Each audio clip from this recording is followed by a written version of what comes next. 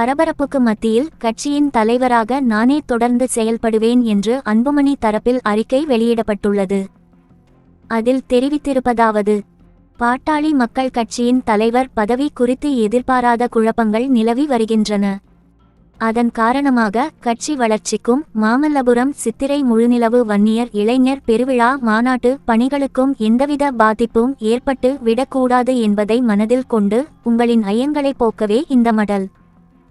ஊமை சனங்களுக்கு சமூக நீதியும் அரசியல் அதிகாரமும் பெற்று தர வேண்டும் என்பதற்காகவே 1989 ஆண்டு ஜூலை 16 சென்னை சீரணி அரங்கில் நமது நிறுவனர் ராமதாசால் பாட்டாளி மக்கள் கட்சி தொடங்கப்பட்டது. அப்போது பாட்டாளி மக்கள் கட்சியால் உருவாக்கப்பட்ட கொள்கை விதிகளின் படி பாட்டாளி மக்கள் கட்சியின் தலைவரை கட்சியின் பொதுக்குழு உறுப்பினர்கள்தான் தேர்வு செய்ய முடியும். அதனடிப்படையில் 2022 ஆண்டு மே மாதம் 28 சென்னையில் நடைபெற்ற பொதுக்குழு கூட்டத்தில் ராமதாஸ் வாழ்த்துகளுடனும் உங்களின் ஆதரவுடனும் கட்சியின் தலைவராக தேர்ந்தெடுக்கப்பட்டவன் நான். அதை இந்திய தேர்தல் ஆணையமும் அங்கீகரித்திருக்கிறது. கட்சியின் தலைவராக நான் முறைப்படி பொதுக்குழு உறுப்பினர்களால் தேர்ந்தெடுக்கப்பட்டு அதை தேர்தல் ஆணையமும் அங்கீகரித்திருக்கும் நிலையில் பாட்டாளி மக்கள் கட்சியின் தலைவராக நான் தொடர்ந்து செயல்படுவேன். எந்த நோக்கத்திற்காக கட்சியின் தலைவராக நான் தேர்ந்தெடுக்கப்பட்டேனோ, எந்த நோக்கத்திற்காக பாட்டாளி மக்கள் கட்சியை ராமதாஸ் தொடங்கினாரோ, அந்த நோக்கத்தை நோக்கி உங்களின் ஆதரவுடன் இன்னும் தீவிரமாக பயணிக்க நான் உறுதி பூண்டிருக்கிறேன். எனது பணிகளுக்கு பாட்டாளி சொந்தங்களாகிய உங்கள் அனைவரின் ஒத்துழைப்பும் தொடரும் என்று உறுதியாக நம்புகிறேன். நம்முன் உடனடியாக நிறைவேற்றப்பட வேண்டிய 2 இலக்குகள் உள்ளன. முதலாவது, வரும் மே 11 மாமல்லபுரம் சித்திரை முழுநிலவு வன்னியர் இளைஞர் பெருவிழா மாநாட்டை வெற்றிகரமாக நடத்தி காட்டுவது. இரண்டாவது, 2026 ஆண்டு சட்டப்பேரவை தேர்தலில் கடந்த காலங்களை விட அதிக இடங்களில் வெற்றி பெற்று நமது வலிமையை நிலைநிறுத்துவது.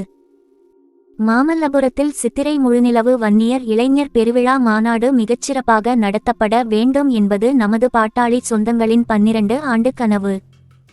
அந்த கனவை நிறைவேற்றும் வகையில் சித்திரை முழுநிலவு மாநாட்டை வெற்றிகரமாக நடத்தும் பொறுப்பை என்னிடம் வழங்கிய ராமதாஸ் அதற்காக மாநாட்டுக்குழு தலைவராக என்னை நியமித்திருக்கிறார்.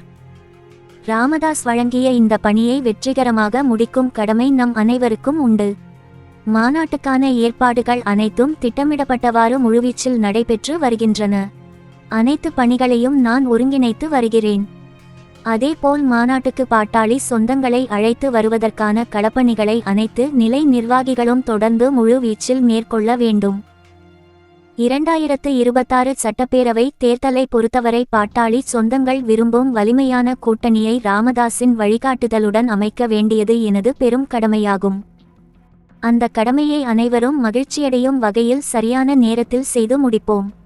பாட்டாளி மக்கள் கட்சியின் தலைவர் என்ற முறையில் அதுதான் என் தலையாய பணியாகும். மாநாட்டு பணிகளையும் சட்டப்பேரவை தேர்தலுக்காக கட்சியை வலுப்படுத்தும் பணிகளையும் கட்சியின் அனைத்து நிலை நிர்வாகிகளும் களத்தில் மேற்கொள்ள வேண்டும்.